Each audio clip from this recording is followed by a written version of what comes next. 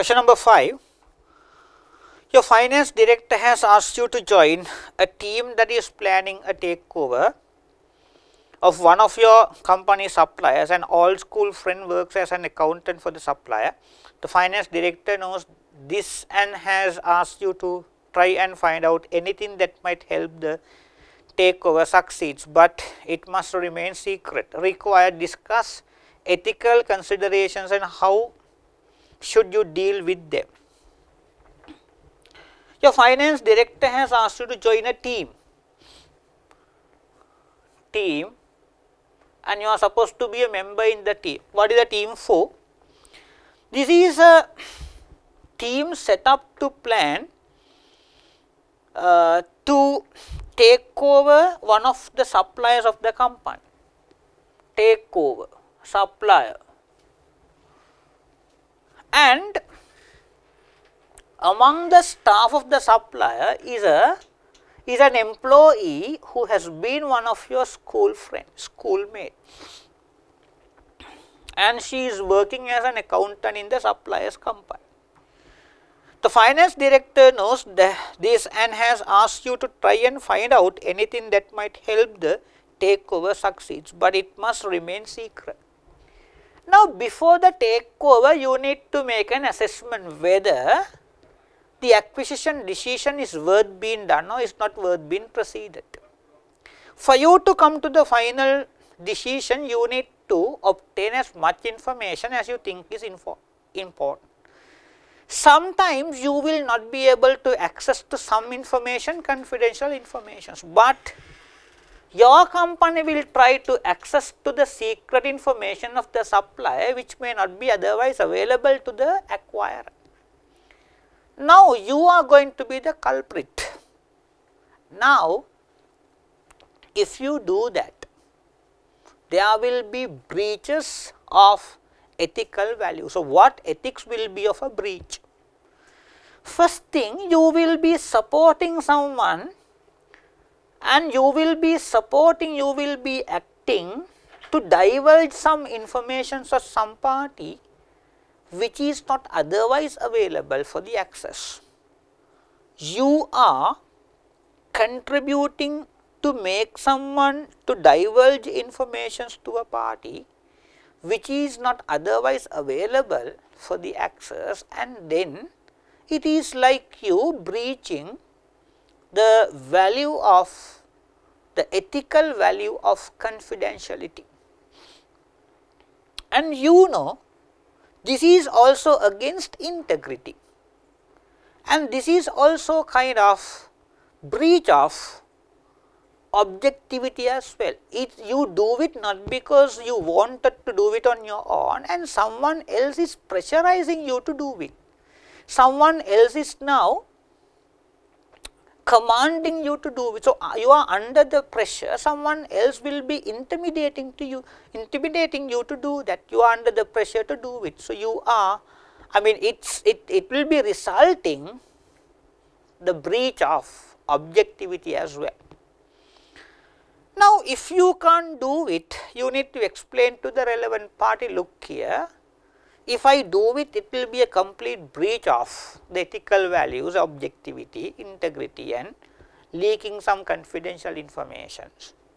And if that also does not work out, and you can report it to someone like whistleblowers, and if also does not work, you can report it to the relevant professional body where you are a member, and that is how you can take some remedial actions. And let us see the answer of CS Sri Lanka.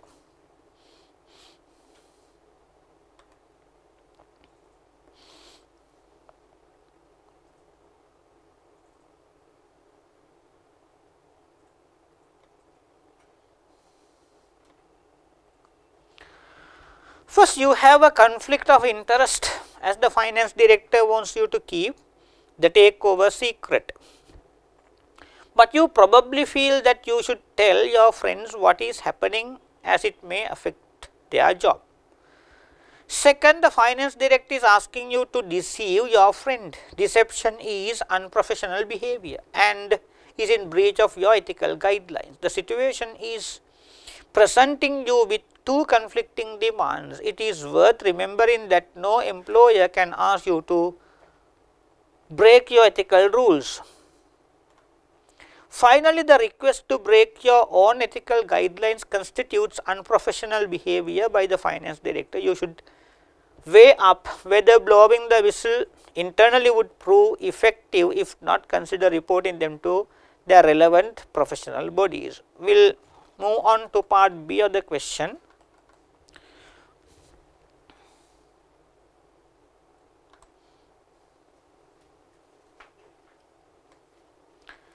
The following information is relevant to Nulli Group PLC. Nulli Group PLC holds board meetings once a year. It has 9 directors and 2 of them are non-executives. Both of them are independent non-executive directors. The chairman of Nulli Group PLC is the CEO of the company. Required, discuss the compliance with the code of best practice on corporate governance by Nulli Group PLC. Now, the best practice of corporate governance we implement in Sri Lanka is a compliance based approach. What do you mean by compliance based? It is not a rule based. If it is a rule based, you have to comply with it whether you like or not. You can't break it. If you break it, that will be a punishable offence. Now, say when you walk on the road, you are supposed to walk on the at the right hand side, and if you break it, you will be punished. Why it is rule based? But compliance based approach is a different approach where you need to comply. If you can't comply, you are independent, you are free to do that, but you need to justify by disclosing, I am not doing that because of these particular reasons, and your justification should be fair. Now, here the board meetings are conducted only once in a year, and they have not justified, it cannot be justified either. You need to conduct board meetings at least once in 3 months. So, they need to correct their practice of conducting meetings once in a year, and they should do it once in 3 months. So, they are not complying with the best practice to conduct the meetings at least once in a quarter. It has to be corrected. There is no compliance. It has 9 directors and 2 of them are non-executive. Now, there has to be a board balance. For the board to be a balanced board, there should be executives, non-executives, and also non-executive independent directors. What is the requirement? What is the ratio? In the latest revisions of corporate governance in 2017, there should be at least 3 non-executive directors or 1/3, whichever is higher. If you take 1/3, how many members are there? 9 directors, 1/3 should be 3. There should be either 3 or 1/3 of the total number, whichever is high. In either way, there should be a minimum of 3 non-executive directors, and this company is not complying with the requirements of non-executive directors, that is to make the board balance. And also independent directors. An independent director should be also 3 or 1/3 of non-executives, and that is also not complying with. So, the company has to comply with the requirements of executives, non-executives, and independent non-executive directors as required by the best practice of corporate governance. Next one, the chairman of Nulli Group PLC is the CEO of the company. The best practice says you have to make sure that the position of the CEO and the position of the chairman should be held by 2 different individuals, and it cannot be combined into a single individual. If you do that, there are certain requirements to be satisfied. Now, even that has not been complied with by this company. The chairman should be a separate individual who is independent from the CEO of the company. Chairman is responsible for conducting meetings and for the board, and the CEO will be responsible for conducting the affairs of the company. Those two positions should be held by two different parties, and let us look at the answer of CA Sri Lanka.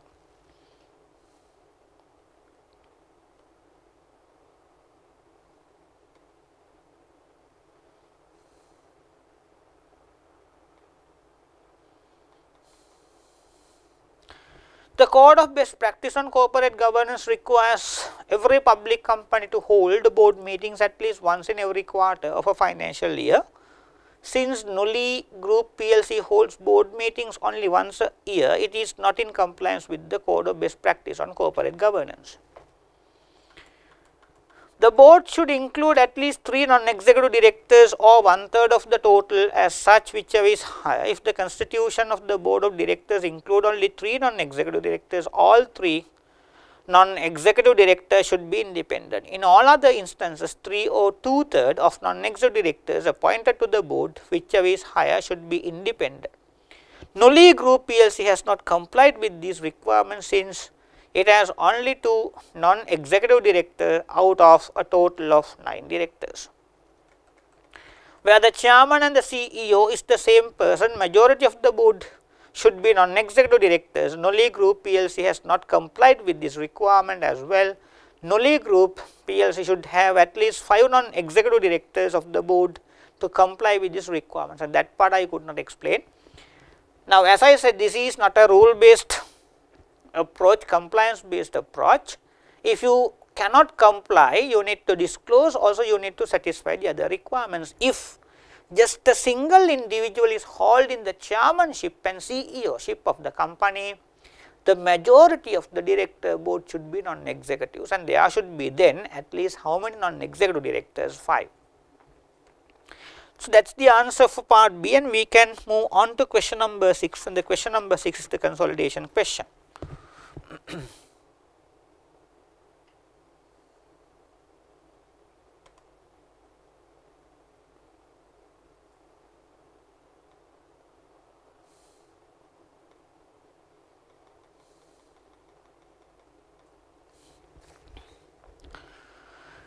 Paragon PLC is a large public limited company based in Sri Lanka. It has shareholding in 2 other companies, Solar PLC and Aereo PLC. Statements of financial position as of 31st March 2020 are given below for all 3 companies. P, S and A: assets, non-current assets, property, plant and equipment, investments, current assets, inventories, trade and other receivables, cash and cash equivalent. Total assets, equity and liabilities, stated capital, retained earnings, deferred tax liabilities, interest bearing borrowings, trade and other payables, bank overdraft.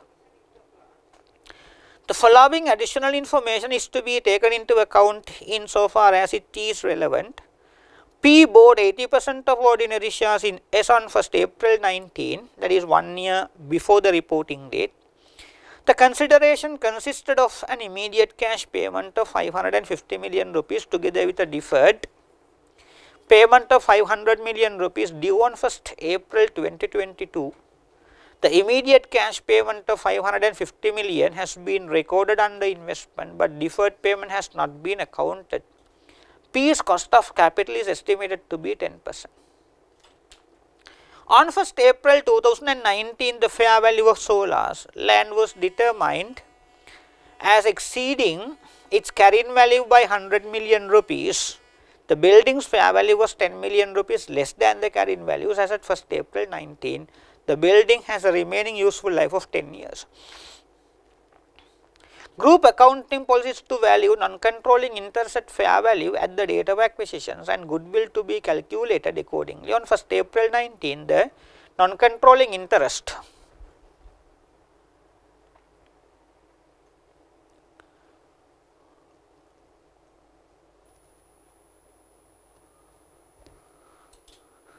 the non-controlling interest in S was fair valued at 180 million rupees. The management assessed that 30% of the value of goodwill in S was impaired as at 31st March 2020. 4. S had not recognized its brand name in its financial statements, which had a fair value of 20 million rupees as at 1st April 19. The brand name has a 10-year useful life. Solar had disclosed a contingent liability which had a fair value of 4 million rupees on 1st April 19. The maximum exposure of this contingent liability is 8 million rupees. Ignore deferred tax implications, if any, from the above adjustments. P bought 40% of ordinary shares in A on 1st July 19, paying an amount of 350 million rupees in cash. For these shares, this investment has been correctly recorded at cost. P exercises joint control over its investment in joint venture A. The stated capital of S and A have not changed since their respective dates of acquisitions. The retained earnings were as follows on the respective acquisition date: S 150, A 100 million. During the financial year ended 31st March 2020, Solar sold goods to P amounting to 80 million rupees. These goods were sold inclusive of a markup of 25% on cost. 40% of these goods remain in the stock of P at the reporting date since acquiring its holding in A. P purchased 50 million rupees of goods from A, which had cost A rupees 40 million. All of these goods remain in inventory at the reporting date. Ignore deferred tax implications, if any, from the above adjustments. There was an intra-group balance of 20 million rupees owed by P to S at the year end. An amount of 25 million rupees was owed by P to A at the reporting date, required to prepare consolidated statement of financial position of P as at 31st March 2020. We will quickly write up the balance sheet format and then we will start doing the calculations.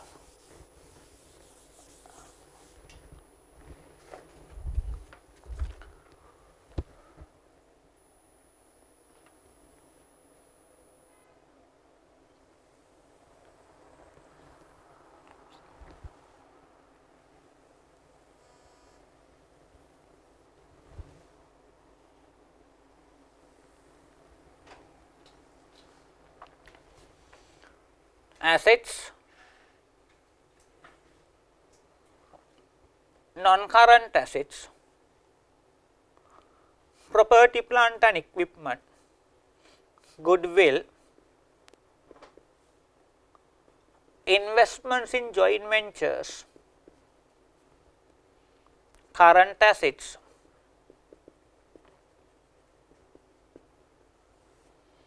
inventories, trade and other receivables,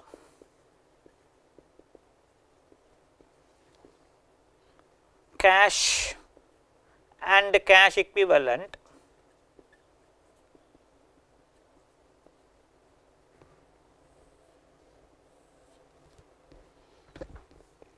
stated capital,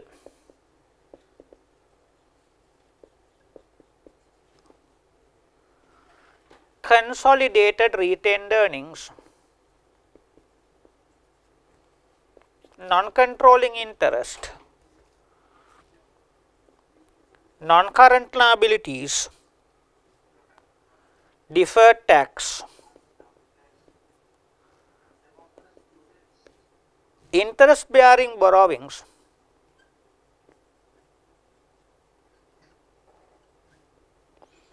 current liabilities,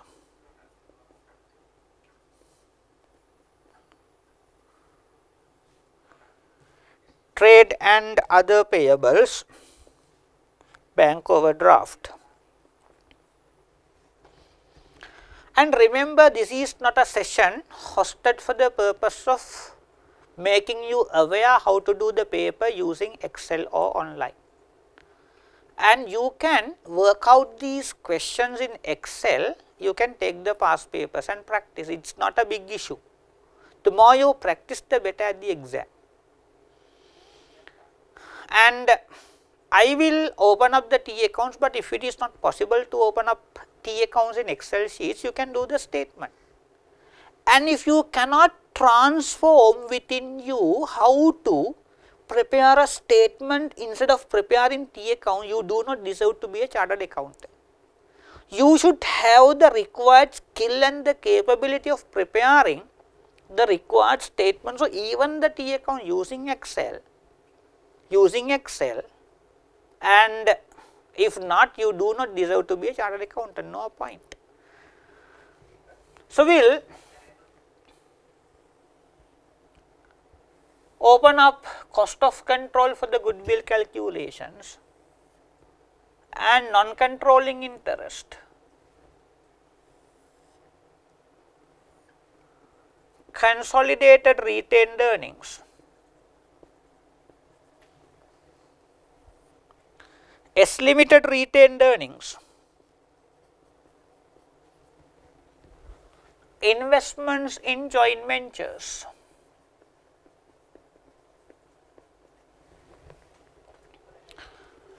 to get started off, let me bring the parent company's profits to consolidated retained earnings 1250. P has acquired 80% in companies, so companies becomes a subsidiary company and they have a retained earnings of 200 on the reporting date. Right. Paragon bought 80% of ordinary shares in S on 1st April 19. The consideration consisted of an immediate cash payment of 550. And let me bring that 550 here, investment. With a deferred payment of 500 million due on 1st April 2022, so that's in 3 years time. So, let me work out on its fair value. 500, what is the cost of capital given? 10%, 1.1 to the power 3. So, let us work out on its fair value. 500 divided by 1.1 to the power 3. 375.6, 375.65. Let me bring it here. Deferred consideration 375.65, and as you bring it to the balance sheet, you need to bring it together with 1 year's interest at 10%.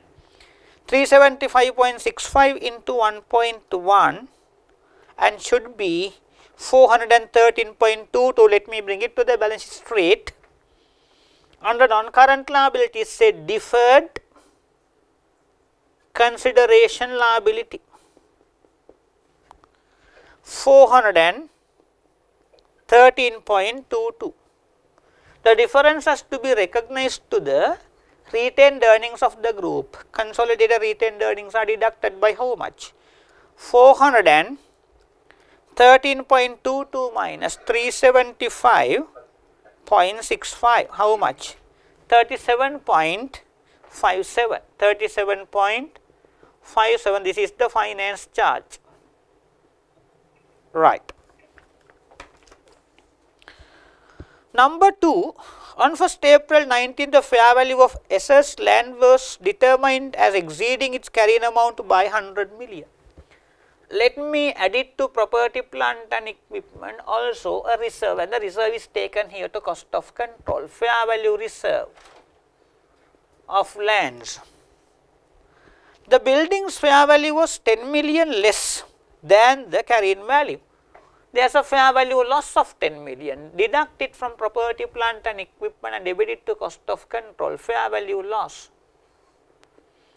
Once and for all, we will recognize over depreciations. Now, individual books of companies has recognized overestimated building value, and even their depreciation is required more than what is required within the group. So, you need to recognize over depreciation, will take it out. Remaining lifetime is 10 years. 10 million divided by 10, over depreciations in the individual books is 10 million. Over depreciation will be credited back to S limited retained earnings, over depreciation, and will add it to property, plant and equipment, right. Third one, group accounting policies to value non-controlling interest at fair value, where the date of acquisitions, the goodwill to be calculated according. On 1st April 19, the non-controlling interest on S Limited was fair valued at 180 million. So, let me bring it here, non-controlling interest.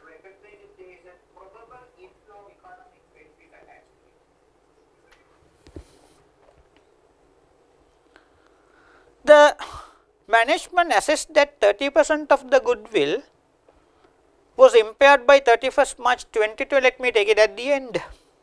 Fourth one, Solar had not recognized its brand name in its financial statements, which had a fair value of 20 million. So, let me recognize intangible assets 20 million, and let me bring it here to the balance sheet straight, intangible assets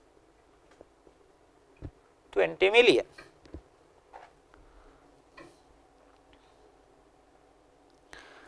Lifetime is 10 years, will recognize amortizations then and there.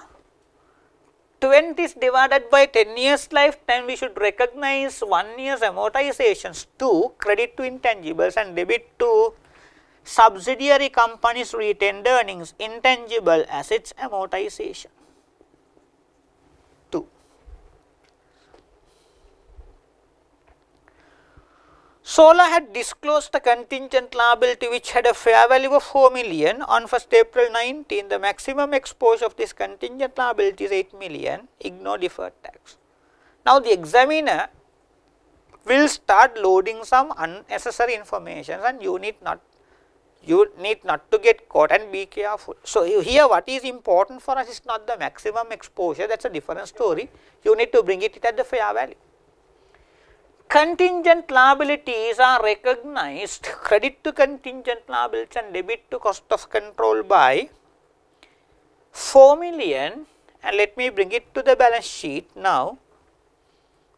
Contingent liabilities of 4 million, right, and we can complete the goodwill now. Bring the share capital of company S 750 and the retained earnings of company S, it is given in adjustment number 6, 150 retained earnings.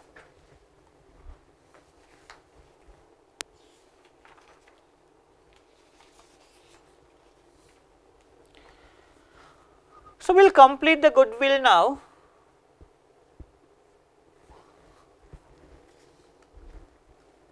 $550 plus 375.65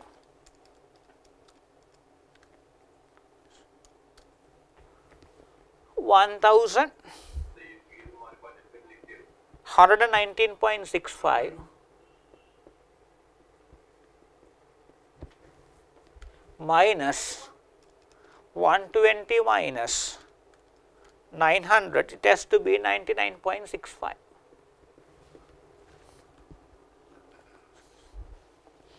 And then we will recognize the impairment.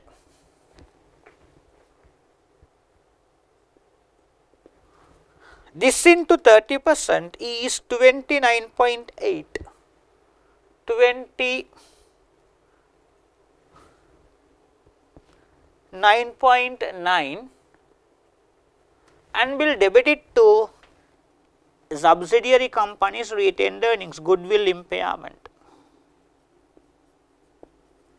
Goodwill impairment 29.9.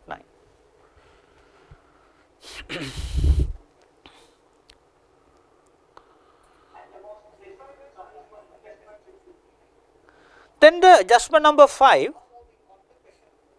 P bought 40% of ordinary shares in A on 1st July 19, paying an amount of 350 million rupees in cash. And let me bring it to the investment account, 350.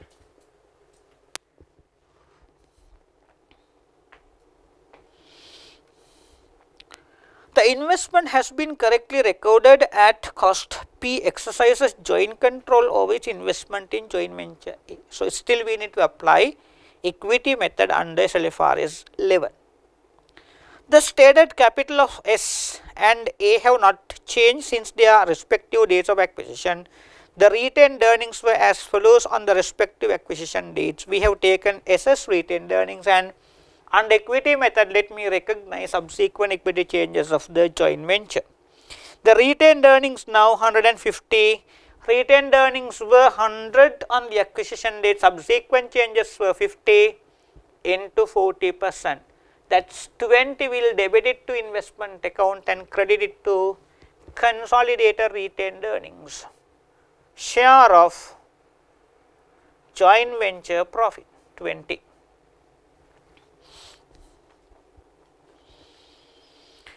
Seventh one,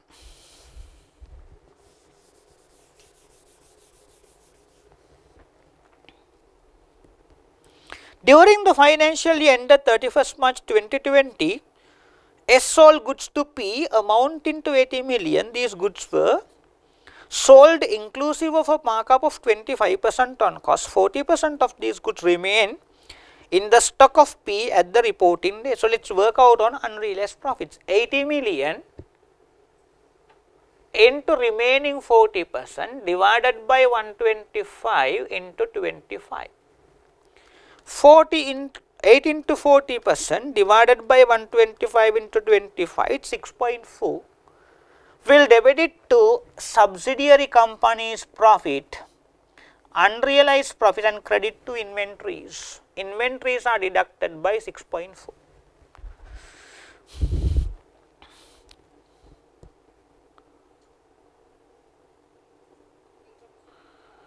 Since acquiring its holding in A, P purchased 50 million rupees goods from A, which had cost A 40 million. All of these goods remain in the inventory at the reporting date.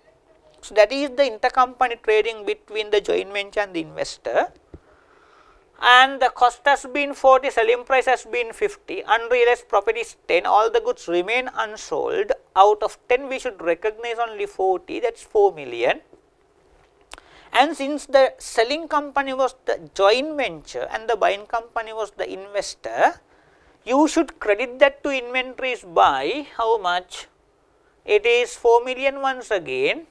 And where do we debit? Where do we debit? We will debit to consolidated retained earnings by 4, unrealized profits. Last one, there was an intergroup balance of 20 million owed by P to S. Will remove intercompany receivables and payables. 20 should be deducted from receivables, also from payables 20 million. 25 million was owed by P to A at the reporting date. 25 million was owed by P to A, payable to the associate company. You can remove it from the payables, and then it's not intercompany cancellation of receivables and payables.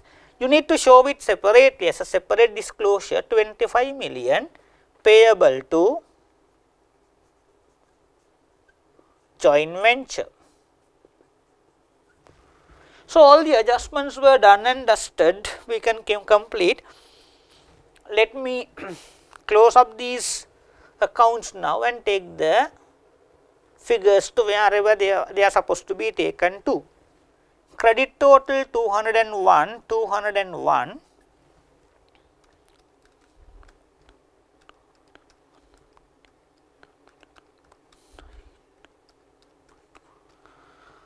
Remaining profit of S is 12.7. 80% should go to parent company, 10.16.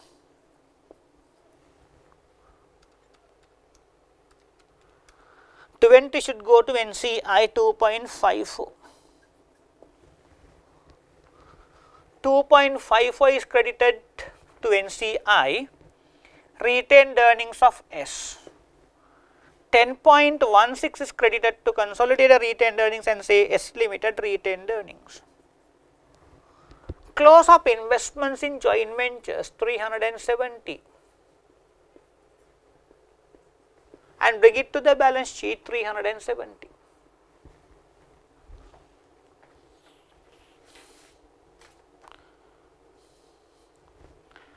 NCI 182.54, 182.54, bring it to the balance sheet 182.54.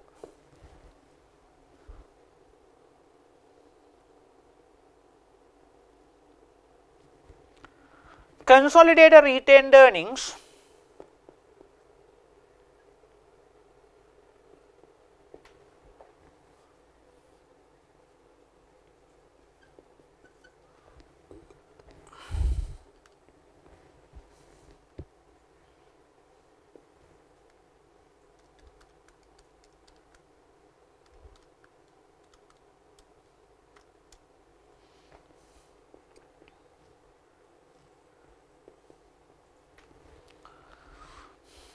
one two 38.59, 38.59,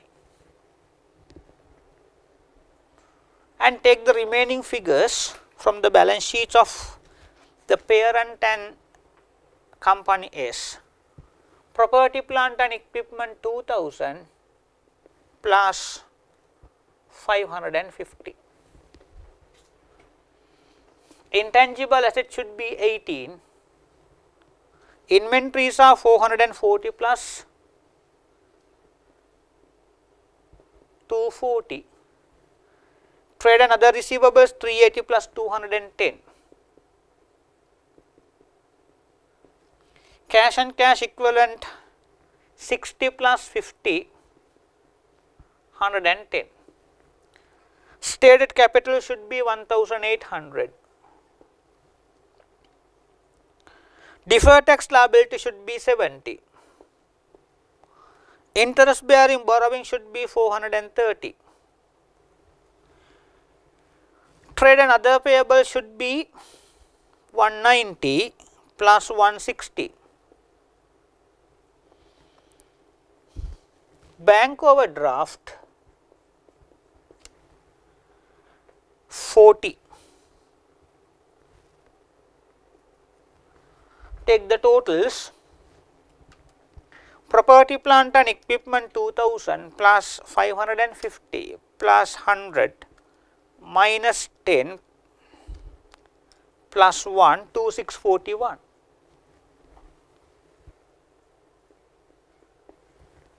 Goodwill 99.65 minus 29.9, 69.75.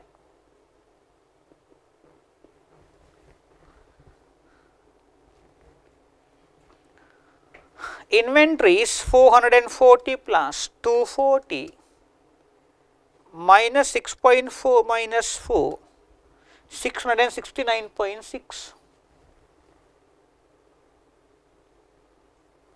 Trade and other receivables 380 minus 20 plus 210, 570.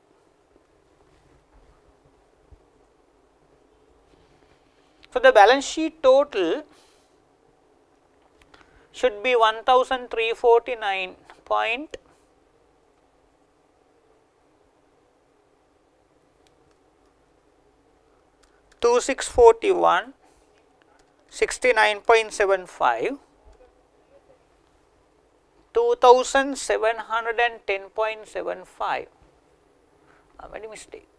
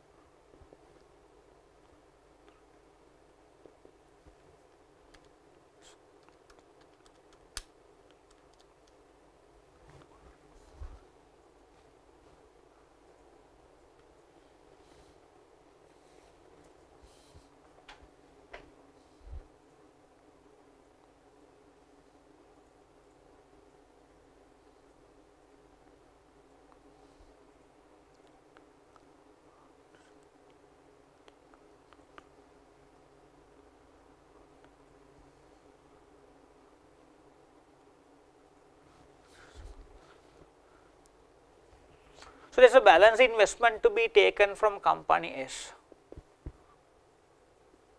300, 3,398.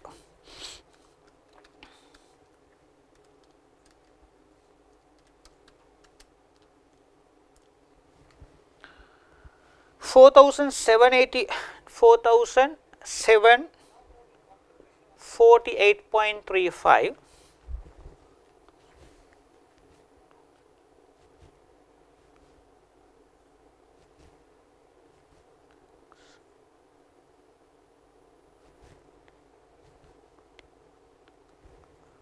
So, deferred tax figure should be 70 plus 40, 110,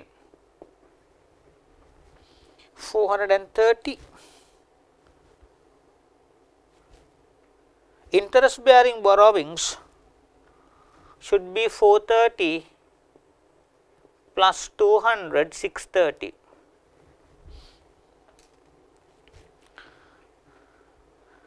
Trade and other payables 190 plus 160 minus 20 minus 25, 305.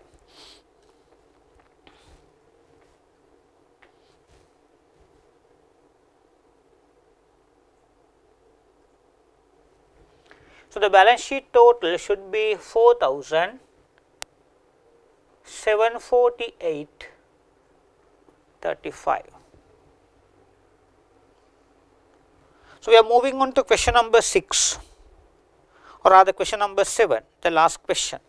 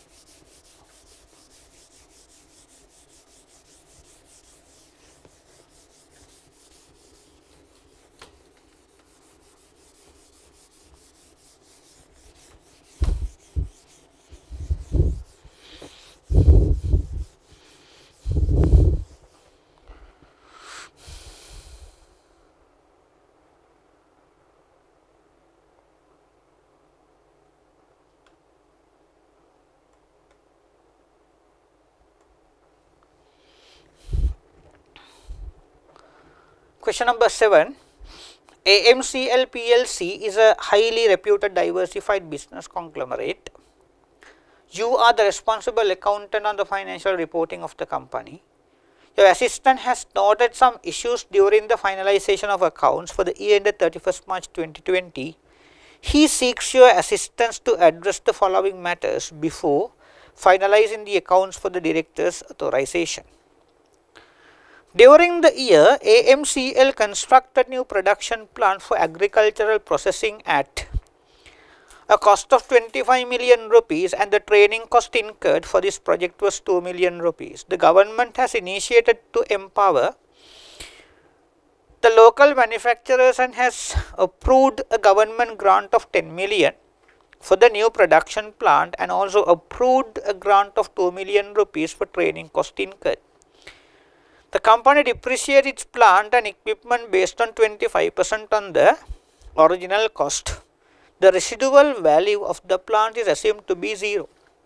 What is the requirement advise your assistant on the different accounting treatments permitted by LKS 20 with regard to the government grants mentioned in one above. Support your answer with the relevant calculation. Now, since it is a government grant relating to assets, basically there are two grants, asset related and income related. Asset related grant was 10 million, and we can apply two methods, two approaches rather, capital approach and the revenue approach. We will just forget about capital approach, that is not that suitable. Here, given the facts, what I think is more suitable for this is the revenue approach. Under revenue approach, we can have two methods. Either the grant is recognized under deferred revenue or is recognized as a deduction from the cost of the asset. If you recognize the grant as a deferred revenue, it is 10 million, you credit that to deferred revenue account and you need to transfer it to profit and loss over the period which is equal and similar to the lifetime of the asset for which the grant was received, and you need to also transfer it to the profit and loss in a pattern which is similar to the depreciation pattern of the asset. So, how does the question say the asset is depreciated? 25% on original cost. In other words, even the deferred revenue grant has to be recognized to profit and loss 2.5 million, and the balance 7.5 should be taken to balance sheet, and the amount to be taken to the profit and loss in the next year immediately should be under current liabilities and the balance should be under non-current liabilities. So, the asset value should be 25 million rupees, and this is to be depreciated over 4 years time, and it is how much? 6.75, if I am not mistaken. 6.75 should be recognized to profit and loss as depreciation. 6.25. Under cost reduction method, what you will do is, you recognize the asset at 25 million and the cost is deducted by the value of the grant, it is 10 million, and the amount to be depreciated over 4 years time will not be the original cost of 25, and that has to be 15 million. This is depreciated over 4 years time, and how much of depreciations will you now recognize to profit and loss? 15 divided by 4, 3.75, 3.75, right. And the balance amount of 2 million given just to compensate the training cost of the entity is an income related government grant, and you should recognize it to profit and loss immediately, and then again you can apply two methods. Either it can be recognized as a separate other income to profit and loss, or you can deduct it from the related cost. So, that should be the answer, and let us look at the answer of CS Sri Lanka as well.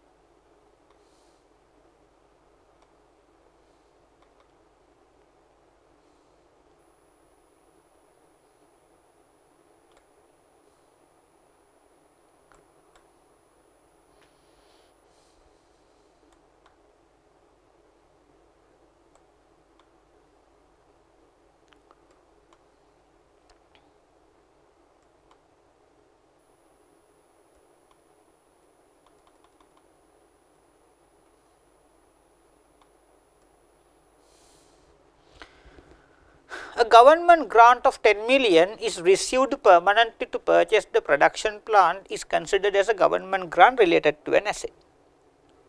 According to LKS 20, the government grant received relating to an asset could either be recognized as deferred income or could be deducted from the carrying value of the asset. If AMCL recognize it as deferred income, it should be charged to profit or loss over the useful life of 4 years of the asset. Accordingly, 10 million into 25%, 2.5 million will be recognized as an income to profit or loss statement per year over the next 4 years, and the depreciation charge should be 25 into 25%, 6.25 million will be also recognized in profit or loss statement over the next 4 years. If the government grant is deducted from the cost of the asset, the cost of the asset is on original recognition should be treated as 15 million rupees, 25 minus 10, and annual depreciations over the next 4 years should be 3.75 million, that is 15 at 25%. Further, the government has approved 100% reimbursement of the training cost of the company. This 2 million government grant is considered as government grant related to income per as per case 20. Accordingly, the grant that compensates expenses incurred by the company for the purpose of giving immediate financial support should be recognized in the profit or loss statement in which the related expenses were recorded. In this case, 2 million reimbursement will be recorded in profit or loss statement, as the income will be deducted in report in the related expense on training.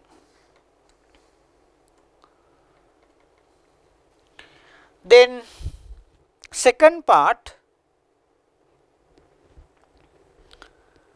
AMCL is presently putting together its 5-year business plan. During the period covered by the plan, a restructuring of the business is due to take place, which will result in discontinuing certain operations.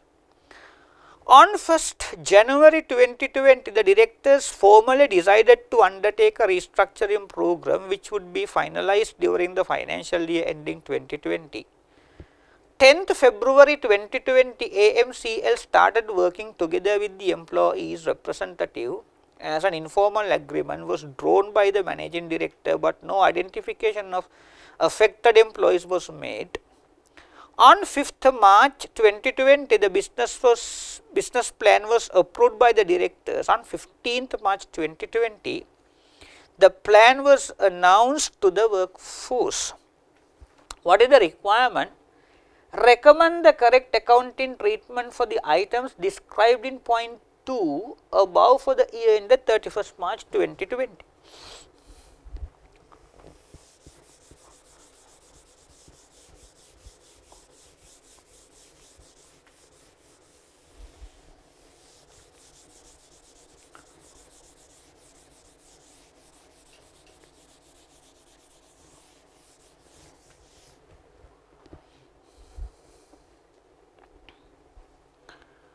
Now, the question is straight away from LKS 37, provisions, contingent assets and contingent liabilities. In particular, this is from restructuring program.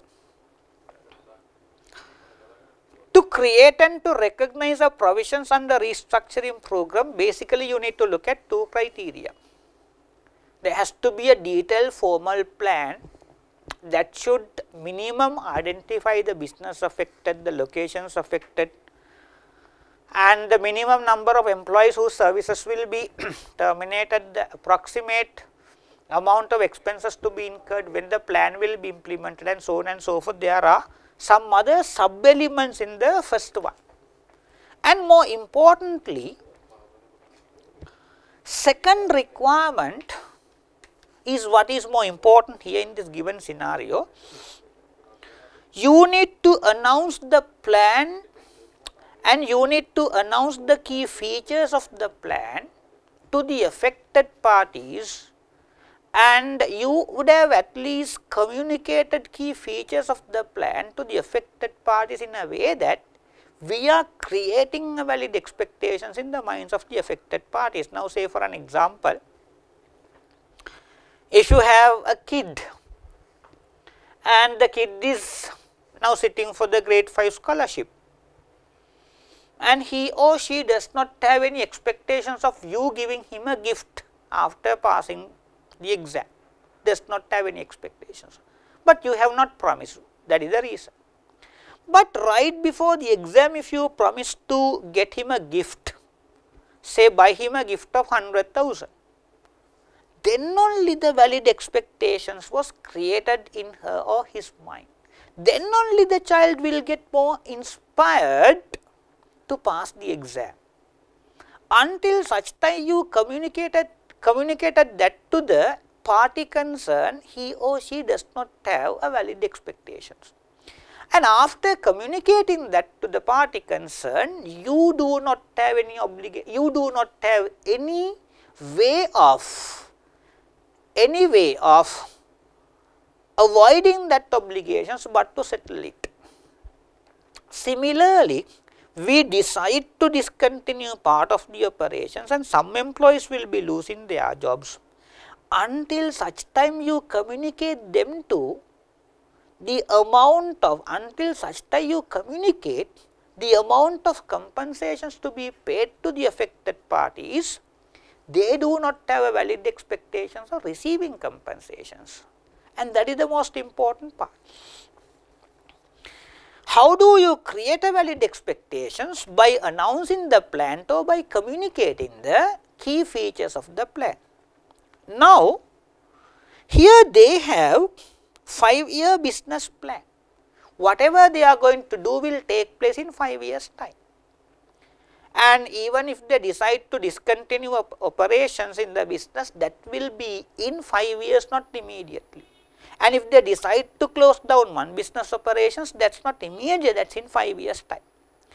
Now, but they are going to streamline everything right now, decide which one to be closed down, whose services will be terminated, compensations, amounts of compensations to be paid, everything will be kept ready by now without rushing off at the last moment. Now, even if you communicate to the parties concerned affected the amount of compensations to be paid in 5 years' time, you know there is no valid expectations. It is as simple as you promising to your kid to give a gift not immediately in 5 years' time. And your kid will not be as happy as receiving the gift right now. She will decide, look, he will decide, look, I get it in 5 years' time. Fathers and parents' minds will be different, their mindsets will be different in 5 years' time. In 5 years' time, I will be a matured guy and they will decide not to get me a gift because I am matured enough not to get a gift now. So, accordingly, here they decide to restructure, close down the operations not immediately in 5 years' time. So, even if they decide to pay compensations in 5 years' time, what and what things can happen over 5 years' time, what and what things cannot happen in 5 years' time.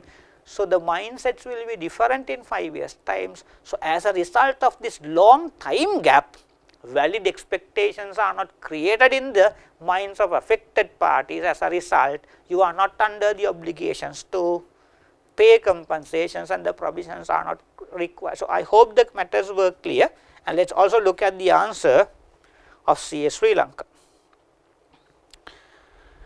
LKS 37, para 74 and 75 states that a constructive obligation to restructure only arises when the entity has a detailed plan for the restructuring and has raised the valid expectations to those affected employees. Further, LKS 37 para 74 states that if it is expected that there will be a long delay before restructuring begins or that the restructuring will take an unreasonably long time, it is unlikely that the plan will raise a valid expectations on the part of the others that the entity is at present committed to restructuring, because the time frame allows opportunities for the entity to change the plan.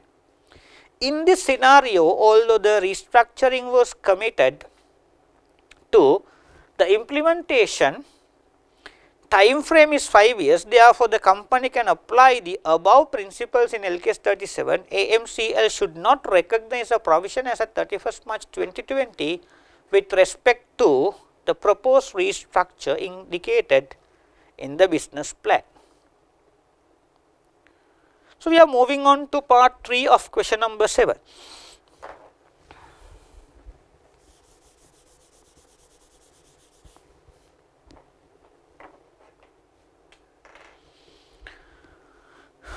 On 1st April 19, AMCL issued 300 million 10% convertible bond.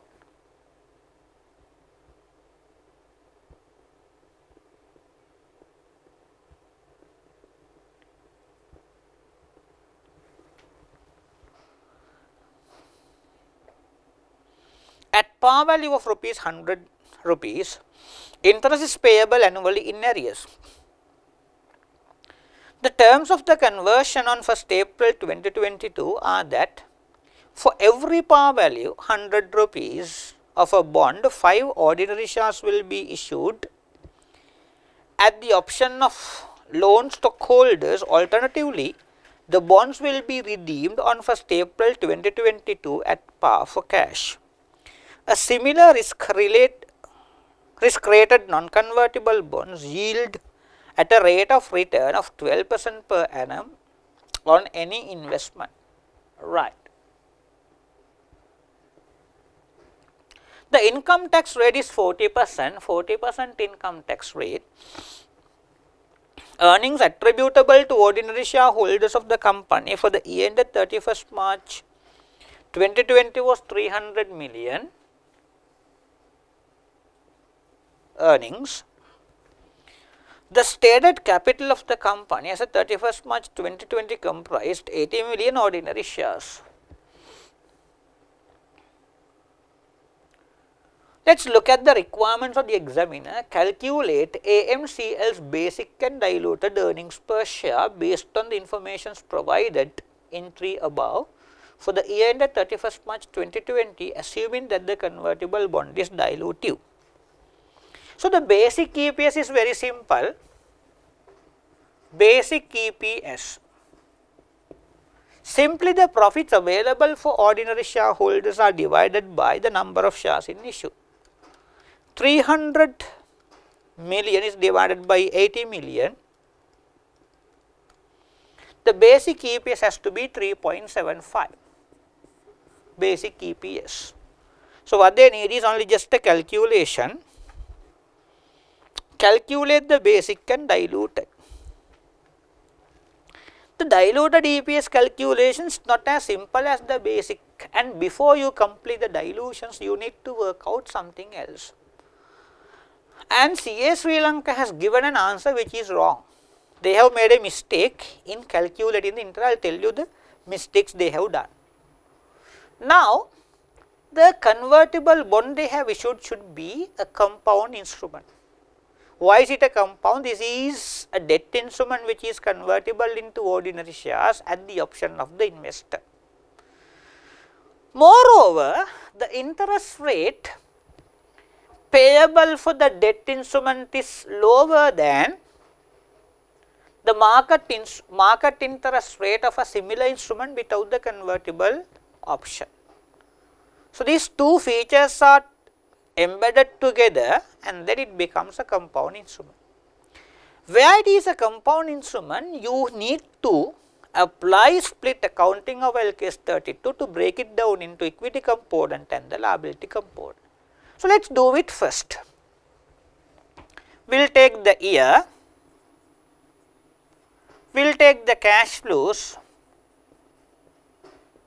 and we will take the present values. And these bonds will redeem in how many, will be redeemed in how many years time? 1st April 2022 in 3 years time. The face value should be 300 and how much of interest do we pay? 10%. 300, let me take the figures in 1000. It is 30,000 interest payment, 30,000, last year 330. and let us discount it by the market interest rate of a similar instrument without the conversion option. Then this is 1.12, 1.12 to the power 2, 1.12 to the power 3. I will not explain this part because you need to rewatch the videos of financial instruments in our webinar series, and then you need to brush it up. So, let me take the fair value of the liability first, fair value of the liability.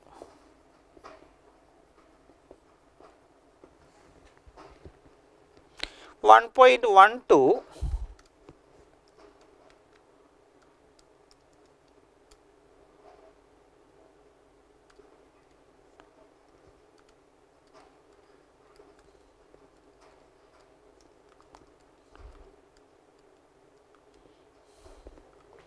fair value of the liability should be 285, 589.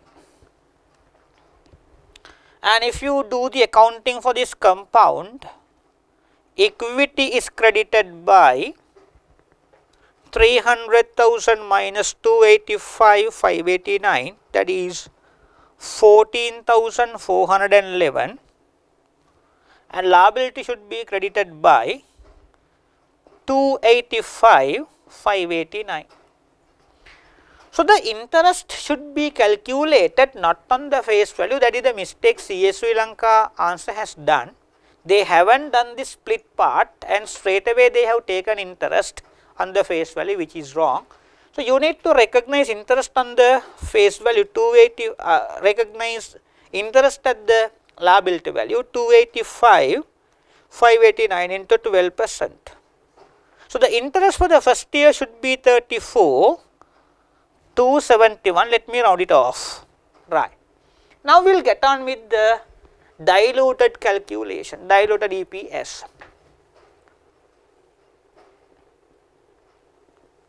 Diluted EPS, profits are 300 million plus interest of 34,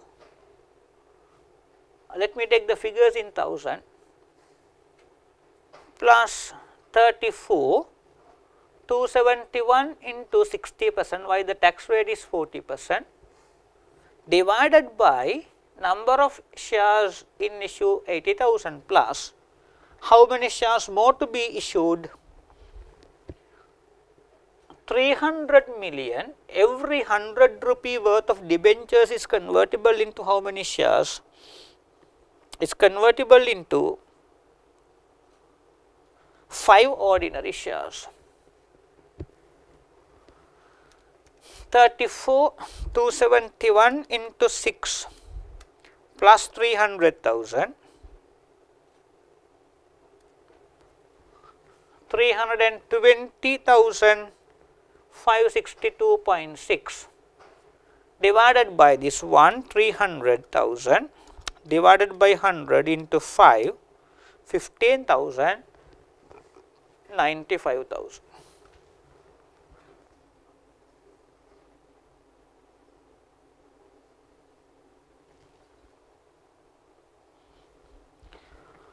So, 320, 562.6 is divided by 95,000. Diluted EPS has to be 3.37.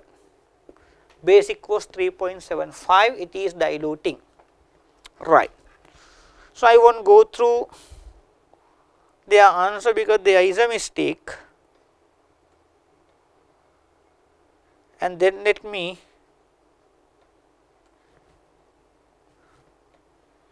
go to the last one, fourth one. On 31st March 2020, an entity noticed that one of its items of plant and machinery is often left idle on this date. The asset had a carrying amount of 560,000 and a fair value of 330. The estimated cost required to dispose of the asset are 100,000. If the asset is not sold, the entity estimates that it would generate cash inflows of 250,000 in each of the next 2 years and will have a residual value of 50,000 rupees at the end of the second year. The discount rate that reflects the risks specific to this asset is 10%. There is a balance of 60,000 rupees in other components of equity relating to the prior revaluations of this specific asset. Sorry. Requirement: discuss the accounting treatment for the item described in point 4 above in the financial statements for the year ended 31st March 2020.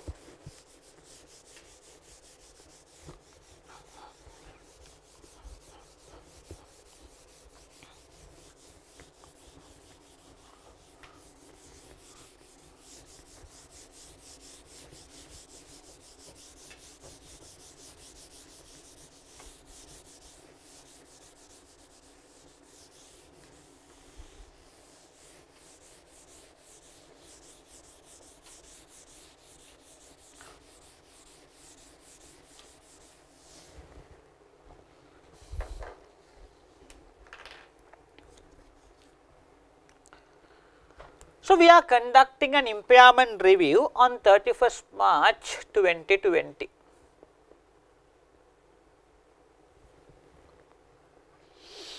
Carrying value of the asset should be compared with the recoverable value for the impairment review, and the recoverable value should be the higher of value in use and fair value less cost to sell. So, what are the questions say the carrying value is? Carrying value is 560,000 on the impairment review date. Fair value is 330. If you sell it immediately, this is the price at which you can sell it. Estimated cost required to dispose of the asset is 10,000. Deduct it. 10,000 should be deducted. If the asset is not sold, the entity estimates that it would generate cash inflows of 250, remaining lifetime is 2 years, and that will generate 250,000 cash inflows for a year, and have a residual value. The residual value will accrue to the company end of the lifetime, which is 2 years time, and the discount rate is given 10%. Let us calculate the value in use first.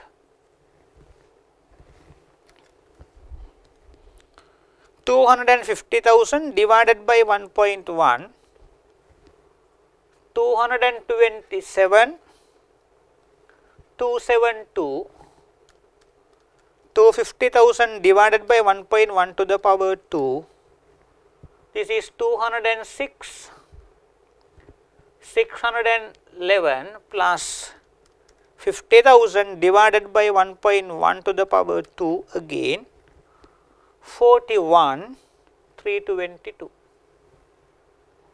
So, the value in use 227 272 plus 206 611 plus 41,322, that is 475,205. Fair value less cost to sell is 320,000. What is higher? Value in use is higher. So, recoverable value is 475,205, and we will recognize impairment loss.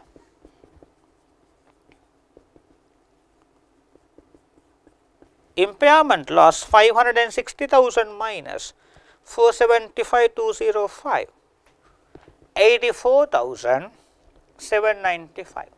So, the assets are impaired where the carrying values of the assets cannot be recovered from the future cash flows. Impairment loss is the amount by which the carrying value exceeds the future cash flows. So, we should recognize this impairment loss immediately now, and let us see how the accounting should be.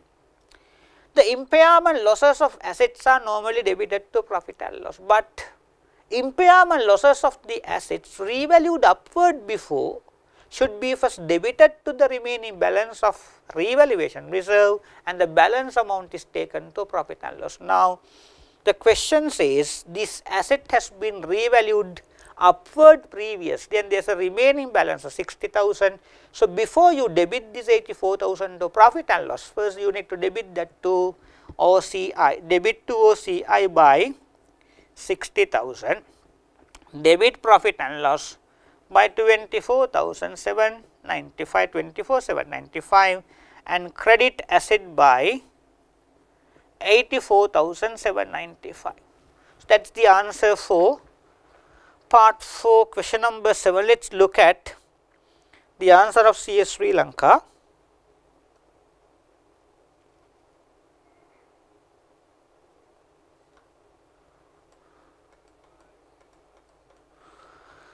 The value in use calculated as the present value of the assets, future cash flows and outflows. Cash flow year 1, they have taken this figure, rounded it off, it is alright, and the fair value less cost to sell has been taken 320. So, the value in use has to be the recoverable value because it is higher. Impairment loss has been taken 560 minus 475. Asset must be written down by 85,000. However, 60,000 of this would be recognized in other comprehensive income, and the remaining 25 should be taken to profit and loss. That is their answer. So, that is the end of the discussion of our mock exam paper, and once again we must thank to CS Sri Lanka for hosting this session, and also we will thank you for watching our videos and hope you will succeed at the exam, and this is our immense use for you all guys. Bye.